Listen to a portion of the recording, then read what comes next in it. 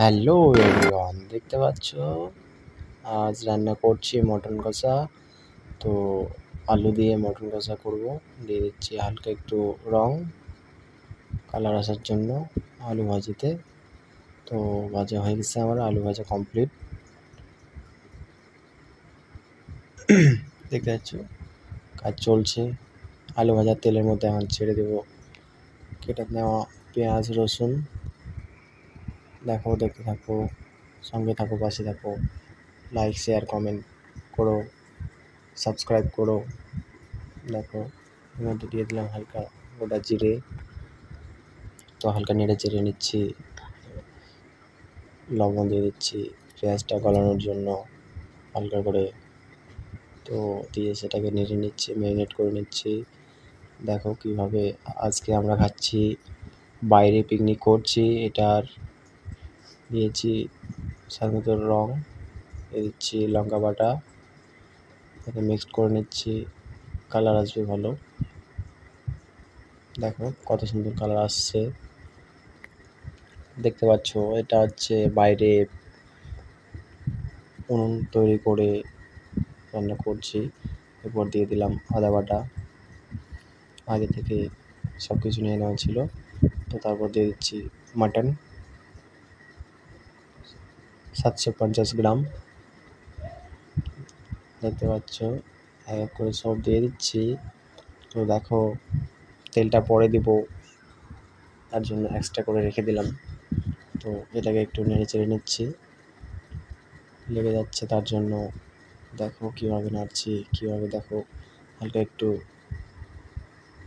দিয়ে দিচ্ছি মিট মশলা। তারপরে একটু নেড়ে চেড়ে নিচ্ছে, হালকা একটু জল অ্যাড করলাম কারণ লেগে যাচ্ছে চারোদিকে। দেখো কীভাবে করছি আমরা, দেখতে পাচ্ছ কত সুন্দর কালার আসছে।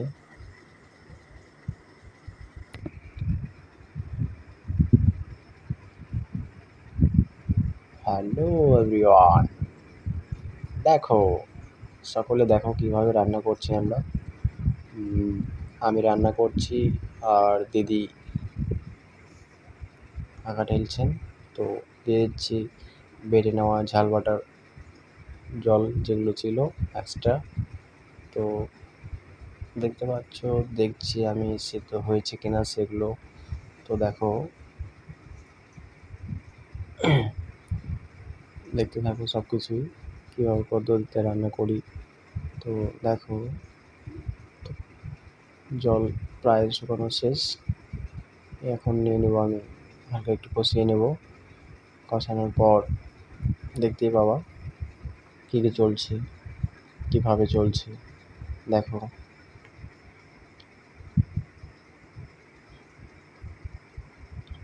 বাইরে খাওয়ার মজাটাই আলাদা।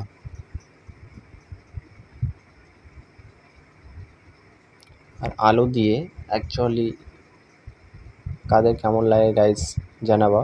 কিন্তু আলুটা হচ্ছে আমার ফেভারেট, তাই আমি 2 পিস আলু নিয়েছি।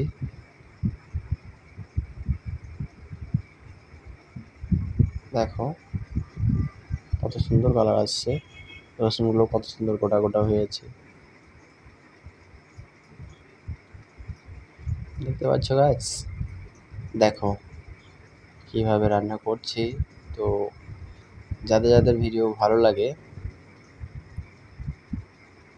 তারা লাইক শেয়ারটা করো প্লিজ।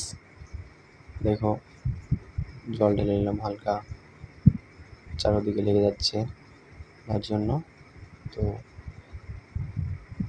ক্যামেরাম্যানে ছিল মাই ওয়াইফ, দেখতে পাচ্ছ।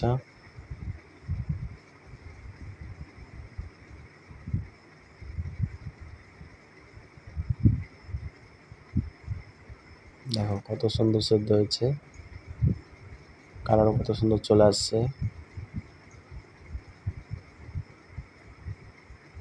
এরপরে দিয়ে দিলাম গরম মশলা বাটা, বেটে নিয়েছিলাম সেগুলোকে দিয়ে দিলাম অ্যাড করে।